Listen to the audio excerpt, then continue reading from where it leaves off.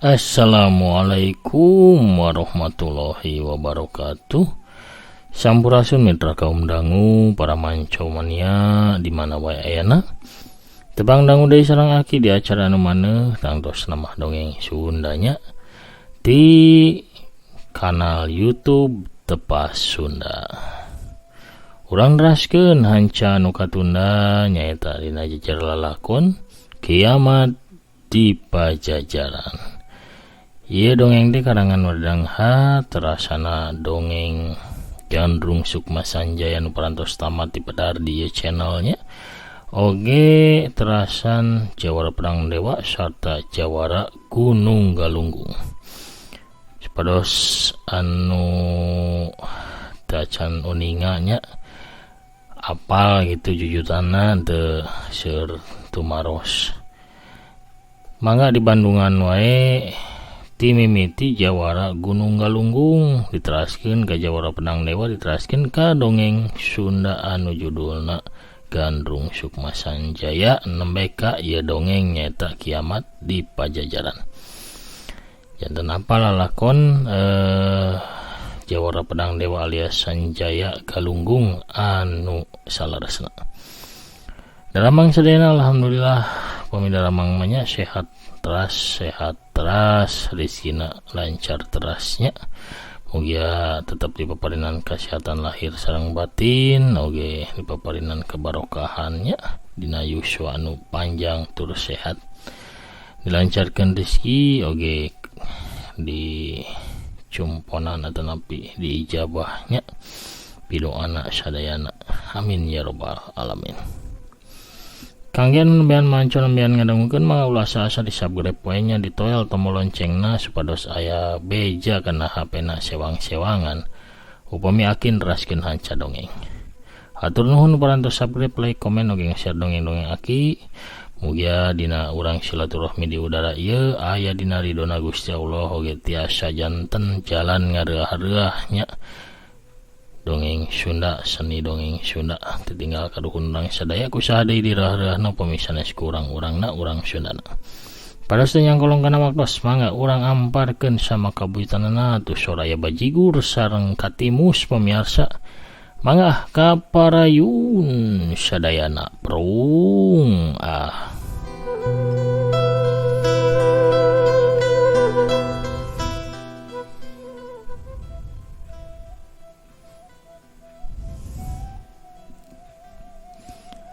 Pamirsa sadayana urang tunda heula lalampahan Sanjaya anu keur ngabeberik siluman 7 nyawa bari sakalian ngalaksanakeun pituduh ti Ki Raja Nujum nyaeta pikeun ngagagalkeun utusan-utusan Prabu Samagaha Jaya alias Pangeran Samagaha anu nugaskeun tokoh-tokoh silat Karaton Candrapura pikeun naluntik sarta maluruh oge ngarebut barang-barang pusaka anu ageng maunatna.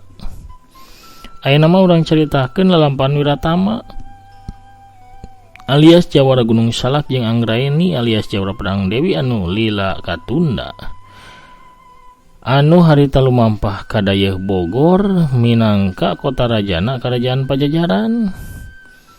Anggraeni jeung Wiratama teh memang aja nuju ka alun-alun pikeun neangan Eka Wira anu cenah mah geus ngajabat jadi senopati di Kerajaan Pajajaran. Maksud jeung tujuan nama nyaeta pikeun ngalaporkeun kejadian anu tumiba ka Widadari Kemangkayas. Bebenena Eka Wira anu ditawan diculik ku pihak Karaton Candrapura. Wiratama jeung Anggraeni lempang salse harita teh nuju ka panto gerbang puseur dayeuh Pajajaran. Tapi keur ngeunah lempang kitu dua orang prajurit nu jaga gerbang maju sarta ngadadak ngahadang lengkahna ku cara malangkeun dua tumbak di hareupeun Anggraeni jeung Wiratama. Pok salah seorang prajurit anu kumisna ngajedig baplang kawasileud bulu teh tumanya. Rek kamarana anjeun Wan?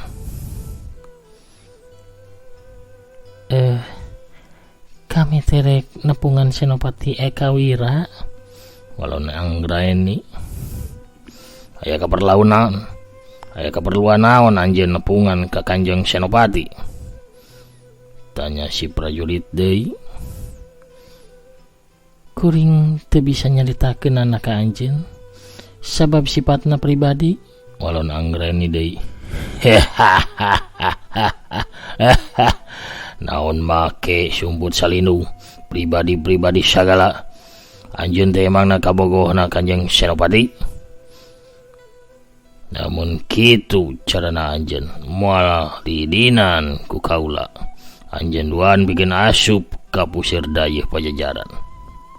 Har, naha ti saprak iraha aya larangan rahaya teu meunang asup ka puseur dayeuh sarta teu meunang pikeun nepungan pamingpinna. Lain teu meunang, sabab anjeun teu daek ngajelaskeun kana tujuan anu sabenerna. Dengekeun ku anjeun duan, ayeuna teh kaayaan di Pajajaran teh keur harengheng. Sabab loba telik sandi di Candrapura anu nyusup ka Pajajaran. Bisa jadi anjeun duan ge salah sahijina telik sandi Candrapura. Wiratama nu ningali lamun Anggraeni kapancing amarahna gancang milu nyarita. Kieu sabenerna mah prajurit. Si Nyai ieu teh sobat dalitna Senopati Eka Wira. Anjeun nya anjeunna teh rek ngalaporkeun perkara anu penting pisan. Ari anjeun saha? Tanya prajurit anu saurang deui ka Wiratama. Kuring mah sobat nasi Nyai ieu. Walon Wiratama. Tuluy, maksudna naon anjeun teh make mamawa tanggungan bajigur kitu? Nah rek dagang ka alun-alun atawa kumaha teh? Nya kuring mah rek dagang bajigur. Wiratama teh ngajawab sakeunana. Da teu nyangka bakal ditanya kawas kitu. Tuh nya da geus teu puguh deui bae. Tadi cenah rek nepungan Kanjeng Senopati, ayeuna rek dagang bajigur kumaha ieu teh? Nya maksud teh kieu rek nepungan Kanjeng Senopati nya sakalian we bari dagang bajigur. Asa kuararane. Manya rek nepungan pangagung kerajaan tapi bari rek dagang bajigur. Teu jelas pisan. Batur, ieu dua jalma pastina telik sandina Candrapura. Hayu urang cangkalak. Si kumis baplang ngagerok ka batur-baturna, opat urang prajurit anu keur jaraga langsung ningker ka Wiratama jeung Anggraeni.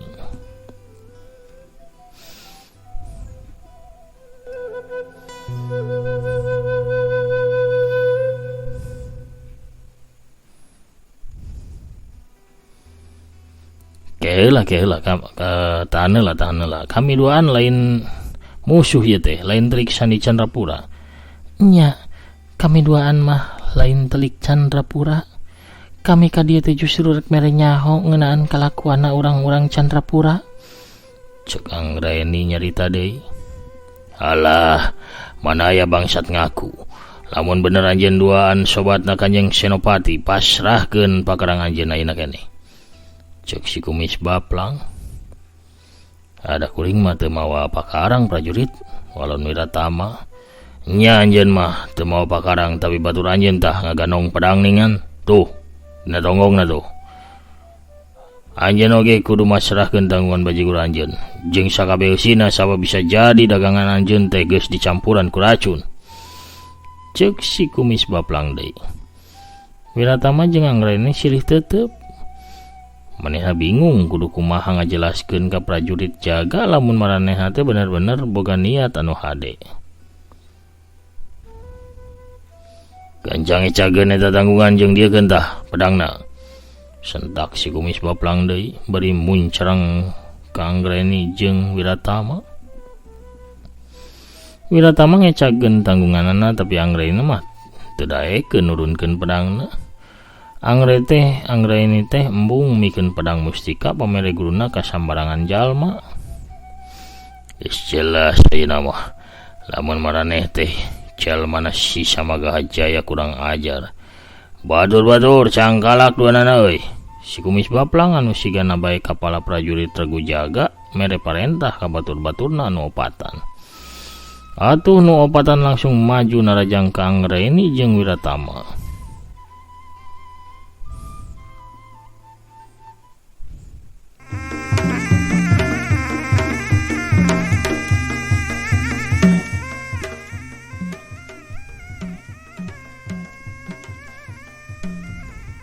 Dua tumbak ting balelesur ke arah Anggreni. Jawara pedang Dewi ukur ngagilekeun awakna dua kali plos.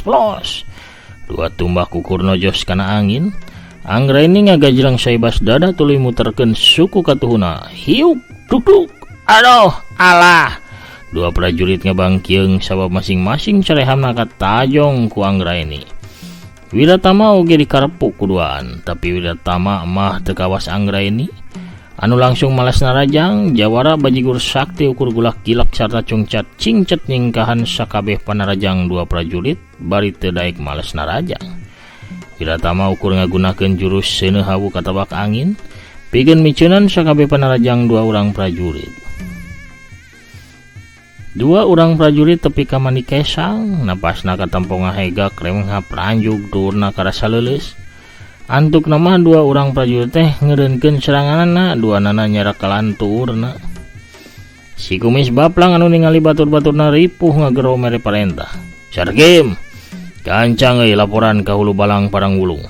Di dia aya ulon-ulon gitu, aya telik sandi musuh. Keun kuring anu bakal nyangkalah kieu mangkluk mah. Salah saurang prajurit anu ngaranna teh Sarkim anu bieu ngahurup ka Wiratama gancang malikeun awakna tuluy berengbeng bae lumpat tarik pikeun laporan ka dunungana. Si Kumis Baplang ngagajleng maju ka hareupeun Wiratama bari langsung nojoskeun tumbakna ka arah dada Wiratama. Wiratama sakali ieu mah henteu ngagiwar cara tadi tapi mapag tumbak ku tenggelan sodor kejona. Hiuk bletok. Celeng. Tumbak teh potong. Tejauh tina seseukeutna. Si Kumis Baplang bari ngagerem amak ngababadkeun deui tumbakna nu geus eueuh seseukeutna ngarah kana beheungna Wiratama. Wiratama tetep cicing ukur leungeun kencana anu gerak. Pereupna ngadius mapag kana tumbak anu nyabet ka arah beheung. Hiuk bletok. Tumbak teh potong deui jadi dua. Si Kumis Baplang ngababetkeun potongan tumbak, serepet bae manehna ngalugas pedangna anu ngagaplek dina cangkengna. Sewuk bari maju, seseukeut pedang ngagurilap nyabet ka arah dada Wiratama. Wiratama rikat ngagiwar ka belah kenca, sanggeusna bedog liwat di sagigireunana. Wiratama gancang nyusupkeun totokan kana handapeun kelek belah katuhu si Kumis Baplang. Hiuk peletak. Sakabeh sendi-sendi serta sambungan tulang si Kumis Baplang ngadadak ngonci. Teu bisa pikeun digerakkeun deui bedog jeung leungeun katuna lempeng jegreg ka arah hareup.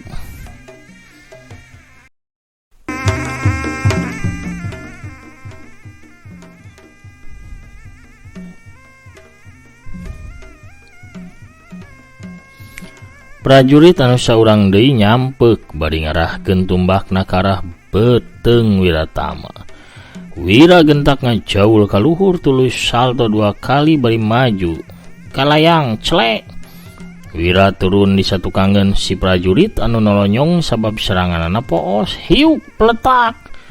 Si prajurit langsung kaku kawas patung kayu sabab ditotok tonggongna ku jawara Gunung Salak. Bareng jeung eta kadenge ngagerungna dua prajurit anu ngajarungkel rubuh dihakan ku dampal suku jeung pereupna jawara pedang Dewi. Kumaha geus kieu Nyai? Tanya Wiratama ka Anggraeni. Kagok asongkang urang tuluikeun we lalampahan teh pikeun nepungan Eka Wira. Walon Anggraeni. Tapi kakarak ge dua anana rek ngalengkah deui pikeun ngaliwatan panto gerbang, kaburu datang rombongan prajurit anu langsung ngepung ka Anggraeni jeung Wiratama. Tanala kadenge aya anu ngagero. Nyataan kami dua ante lain musuh pajajaran ye. Cek Anggraeni. Saha tu anjeun dua anu sabenerna? Tanya seorang ponggawa anu datang kadinya dibarengan kedua orang tokoh silat karaton Pajajaran.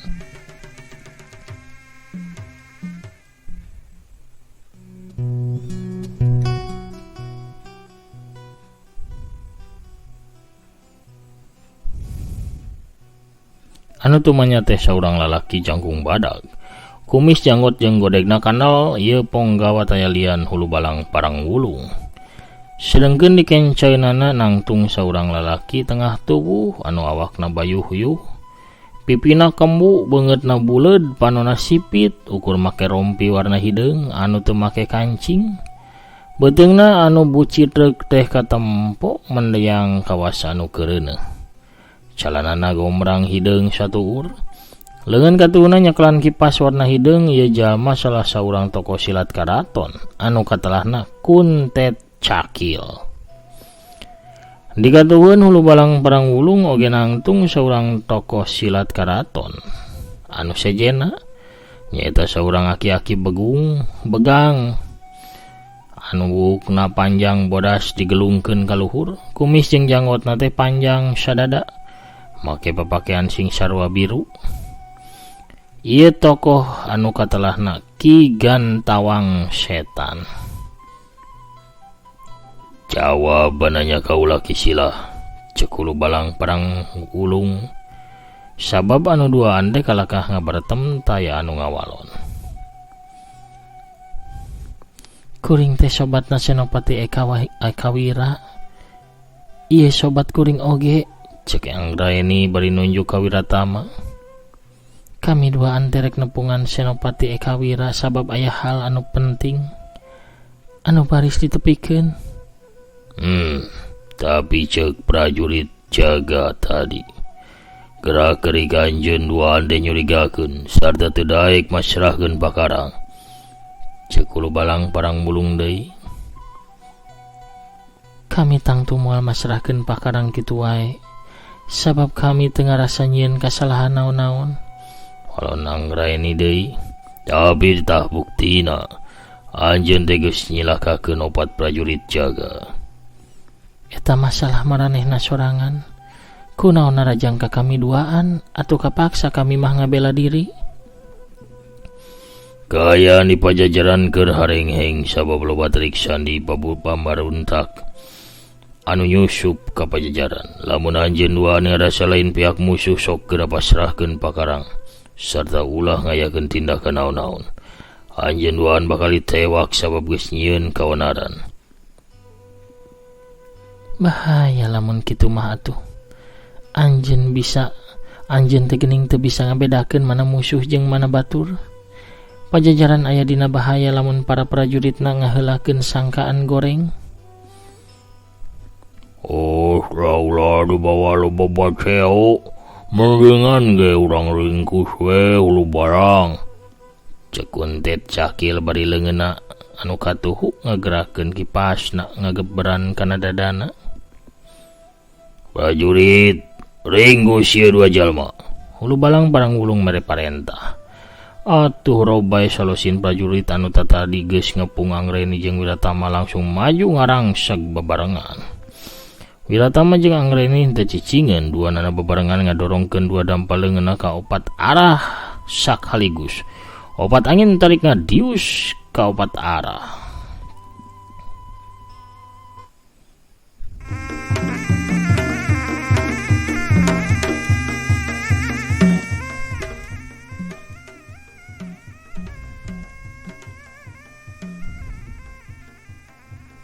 Opat prajurit ngaguak tarik opatanana mecleng tuluy ngalungsar langsung ka piuhan.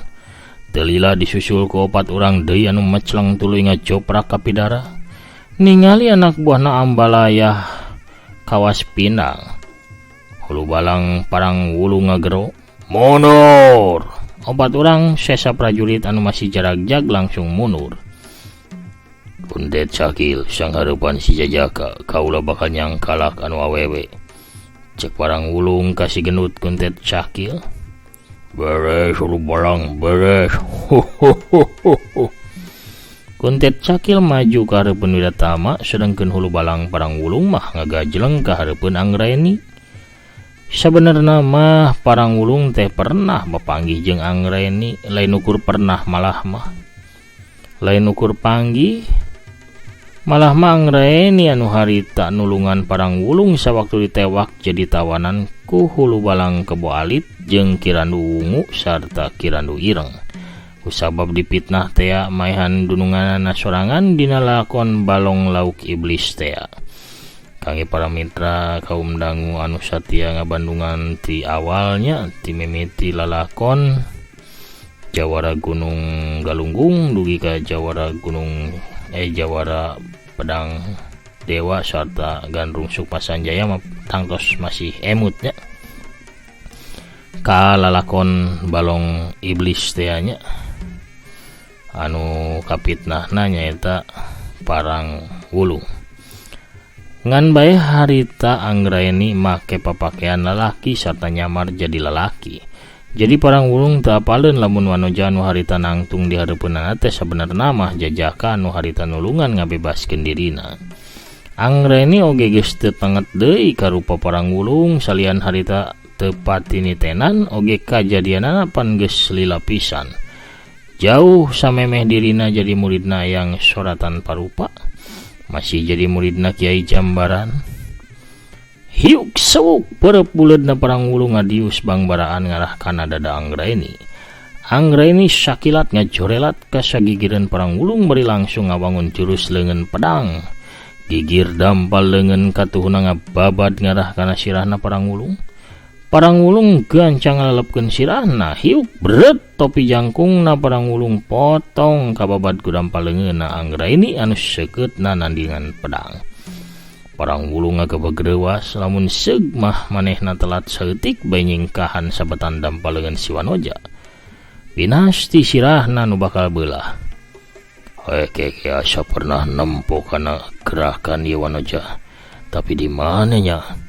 Gerentas parang wulung bari mundur pikeun ngawahan. Anggraeni ayeuna mah anu miheulan maju.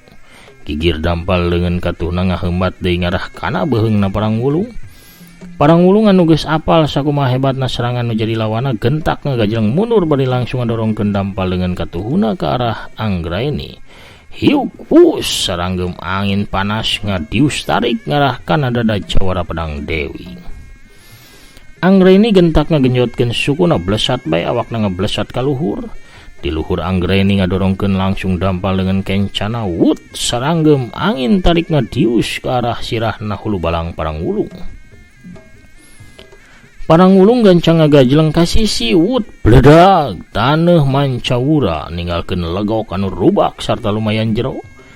Samemeh parang wulung ngayakeun gerakan nu sejen di luhur Anggraeni geus nyirorot tarik nakar bari babadkeun suku katuhuna. Parang wulung ukur bisa nakis ku leungeun kencana hiuk tes aduh. Parang wulung ngaguak bari ngabangkieung leungeunna karasa kawas diadu jeung balok besi anu kacida teu asna. Samemeh manehna bisa ngimbangan kana badana, suku kenca Anggraeni geus kaburu ngadius ngahancap pisan kana cangkengna hiuk jabrod.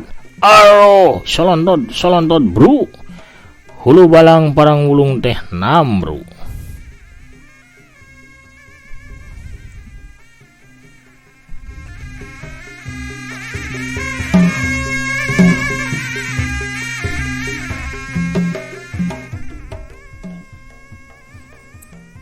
Kocapkeun Wiratama anu bitotama jeung Kuntet Cakil.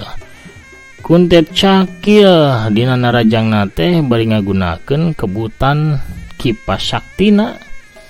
Harita ge ngababadkeun kipasna, hiuk gelebug. Galombang angin tarik ngadius keluar tina kebutan kipas pakarang sakti Kuntet Cakil. Wiratama gancang ngajaul kaluhur beri salto 2 kali, tapi kakarak ge cek sukuna nincak lemah. Gulungan angin geus nyampuk deui tina kebutana kipas Kuntet Cakil. Jawara Gunung Salak gentak ngawangun jurus ngagebah lalir ngarubung pindang, leungeun katuna bulak balik ngagupay ka hareup. Wut, aya galombang angin anu mapag datangna angin kipas hideung Kuntet Cakil. Gelubug, sewuk, bedag, prai. Angin kipas Kuntet Cakil perai. Wiratama gancang ngablesat maju. Narajang mihlaan bari nyodokeun pereupna kana beteungna Kuntet Cakil. Hiu bek nyoy cang. Awakna Wiratama kalakah mental mecleng ka tukang. Sakitu sidik pereupna Wiratama teh ngahanca pisan nenggel kana beteungna Kuntet Cakil. Wiranguniang hudang tenggelan aing gawas anu ngahanca tumpukan karet anu ngenyoy. Ye jalma geningan boga ilmu waduk anu bisa nahan tenggelan musuh sarta malikeun tanaga serangan lawan kanu narajangna. Geuntas Wiratama dina hatena, "Oyo maju deui jajaka." Sok dah pilih hawa kaula anu panghipu-hipuna. Cek Kuntet Cakil bari leungeun katuna gegeber kana dadana. Sedengkeun leungeun kencana mangusapan beteungna anu bucit reuk anu bieu tapak diteungeul ku Wiratama. Tina kaayaan kitu corelat clek aya saurang awewe tengah tubuh datang di tengah-tengah kalangan. Leungeun kencana ngelek boboko sedengkeun leungeun katuhna nyeklan nyiru anu disuhun dina sluhureun sirahna. Eta awewe tengah tubuh teh make samping jangkung jeung kabaya wungu. Ieu larasan nuju rame geningan ieu seueur jalmi. Mangga tah jarajan heula ieu ka resep garagah palalinter. Ieu mangga agan tah ujang kasep mangga Pak. Jajan tah ibi nyanak awug sareng ieu tah dinu boboko nyanak burayot. Mangga amis raos kareueut gurih pokona mah cakial. Moal matak kuciwa jajan nu ibi mah. Mangga heuheuy dede sok teu kengi nganjuk tapi nya ngisinkeun ari nganjuk mah. Pohara pamiarsa, kuno rojolna Bisarwiti urang cekapkeun heula dongengna dugi ka dieu.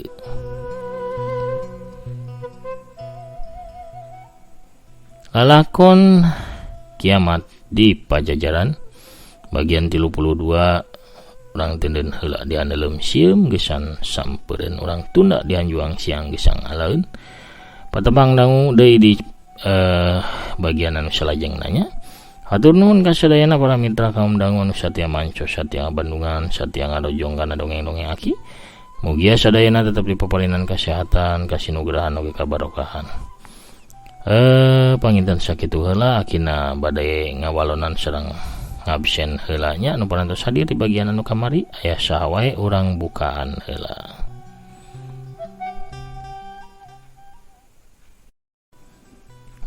Aya saha wae urang buka heula.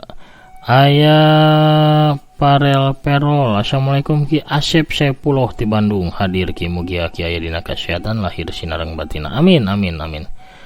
Sumuhun wilujeng manco aya Teteh Rahmawati oge lajengkeun Ki sumuhun pasti lajengnya. Ka Asep Rahmat oge alhamdulillah manco teras. Mamah Nadia oge sukses teras tur sehat aki amin ya rabbal alamin. Kang Ahmad Tajudin maju teras Kang manco teras oge mugi dipasihan damang amin ya rabbal alamin. Kang Didi Wiguna alhamdulillah mugi aya dina kawin ginanjar kawilujengan Ki manco Ki sumuhun atur nuhun. Amin ya rabbal alamin. Kang Anang Brahma waalaikumsalam merdeka Ki. Mugia nanjar salawasna akina sehat lahir batina Jatinangor manco salawasna atur nuhun amin. Kang Prabu Arjuna oge nyakseni teras ti palihan Banjarnya Kang Asep Surosman oge mugi aki dagar enggal damang deui sapertos biara-biari amin. Kang Suros antapani manco deui ngantos episode 32 sumuhun ayeuna. Kang Yana Suryana merdeka semangat 45 mancoki semuhun merdeka. Ayah Carga ti Palihan Karawang merdeka siap manco deui ki Karawang semuhun. Kang Dani Sujata oge manco teras. Ayah Bahagus Setiawan ti Jatihandap oge mugi-mugi aki sakulawargi sehat walafiat amin ya rabbal alamin amin. Teteh Nuraini Silvina Dewi ti Denpasar Bali oge hadir. Kang Herman Kian Santang wis sami. Kang Jaya Sumpena amin ya rabbal alamin hatur nuhun pidoana. Kang Jaya ti Jakarta Timur oge Kang Nugraha Bewokna amin ya rabbal alamin. Di Palihan Serangnya Kang Hendi Rustandi merdeka dina sagala rupa semuhun amin. Teh Linda Imut di Bandung, Teh Intan Ramadhani oge ti Garut, Teteh Tami Maliha di Ciamis, Kang Anjar Wibawa oge hadir ras. Kang Darian Rustandi di Padang ya, merdeka manco abadi aki hatur nuhun pisan selalu sehat salamin amin. Kang Rasudin Jet hatingalun manco naki haliwu ya cenah nuju ngagugulukeun merenya barudak ngari-aria S17-an semun teu sawios sae Kang Soleh Nur Iman oge Kang aya lembur kuring merdeka Dimas RRK merdeka rampes waalaikumsalam tetap jaya cenah Republik Indonesia merdeka. Teh Wiwin waalaikumsalam hatur nuhun ki Subang Taiwan hadir hatur nuhun. Teh Ella siap Sumedang manco merdeka 1000 kali merdeka semun hatur nuhun orang Sumedangnya. Di Palihan Bandung aya Kang Ade Sukarna oge Kang Undaka Panyawangan amin. Di Jakarta Kang Setiabudi Tasikmalaya bari tetep ngobdudnya. Teteh Yulinda Belia oge ti Tasikmalaya Kang Maman si Balagadonanya mohon ti Kuningan handapun Ciremai teh ngiringan manco dongeng aki merdeka kasadayana urang Indonesia khususna urang Sunda prung Teteh Esther Adelaide Setia Ngabandungan Teteh Elhatman 143 oge sami ti Cianjur Mekahnya hatur nuhun pisan sami-sami Kang Ade Suryaman oge hadir. Kroto Lewi Laja manco traski ti Dukuh Ciburuy Desa Balagedog mohon. Salam kanggo Bos Kroto Kang Edi Wuwut. Oh jantan Bos Kroto Kang Edi Wuwut atuh. Hebatnya. Waji Ketua Rotan Jawara Oyot Boroyot Mas Madura wa ining Om Pangki Tasik. Mang Utis Wasamin Kuwu Tasik merdeka ki semuhun merdeka. Salam kasadayana. Kang Aden Jalu hadir ki semun. Kang Wartono Sanukri ti Riauna hatur nuhun. Kang Deswardi ti Cianjur oge merdeka. Pak Iskandar Tangerang hatur nuhun ki hadir sareng manco semun. Kang Warsa Sutisna ti Soreang teh sehat aki satrasna amin. Kang Ade Suhardiman beki Pogot weki. Kang Beni Hendarman ti Cimahi hadir manco. Kang Datang Somantri oge sami sabangsulna ki sing sehat sakeluarga sadayana saurna sing babari milik rezekina amin ya rabbal alamin. Ti Palabuhan Ratu Kang Ade Suhardiman oge hatur nuhun manco mania merdeka. Teteh Anita Parel oge nyanyanak jojodog masih nyanyanak bendera merah putih. Kang Pari Demit Pah oge hatur nuhun dirahayu RI ke-17 Agustus anu ke-77 merdeka mugi aki sehat oge sarehat sadayana para pencinta dongeng aki amin ya rabbal alamin. Mancoki sehat ras kanggo aki sakulawargi semuhun hatur nuhun amin. Teteh Yuliani anu nuju di luar negeri. Kang Ato Spesial hatur nuhun jempolna. Teteh Yati Cantik oge ti Cianjur hadir teras. Kang Saye teh Kang Wawan Setiawan ti Dubai nya manco teras mugi aki sakulawargi sehat walafiat amin. Kang Asep Mumun ti Tasik hadir mugi sehat anu ngadongengna sumangat sanjaya amin. Mama Andri Maulana Karawang waalaikumsalam warahmatullahi wabarakatuh. Alhamdulillah masih satya mancoki semun mugi sehat teras mamahnya. Kang Etobri hatur nuhun di Pasuruana pecinta sanjaya merdeka. Aya Kang Awing ge ti Bandung nya hadir. Kang Ode Mulyono ti Cimahi prung Master Cimahi geura siapkeun kopi nasor lalawuhna aya kue cuhcur jeung burayut cenah raosnya. Di Bandar Gebang aya Kang Ali Alun oge Kang Didin Darmawana hadir teras. Kang Taufik Abadina ti Kircon sarehat sadayana amin ya rabbal alamin. Kang Rahmat Hidayat oge sing sehat akina semun amin hatur nuhun. Kang aya Raihan Waftri hadir. Kang Asep Suherman oge ti Bekasinya hadir manco. Dina carios kiamat di pajajaran ti channel Tepas Sunda hatur nuhun aki mugi aki aya dina kawilujengan sinareng kauluyan salam baktos amin ya rabbal alamin. Amin ya rabbal alamin. Mugi sadayana oge tetep dipaparinan kesehatan utami namanya kasinugrahannya ka sagalana pokona mah sadaya cita-citana dikabul ku Allah Ta'ala, amin ya rabbal alamin. Sakitu heula panginten anu tiasa kapihatur, akin amit mungkur heula. Assalamualaikum warahmatullahi wabarakatuh. Permios, cagah, hanca, merdeka.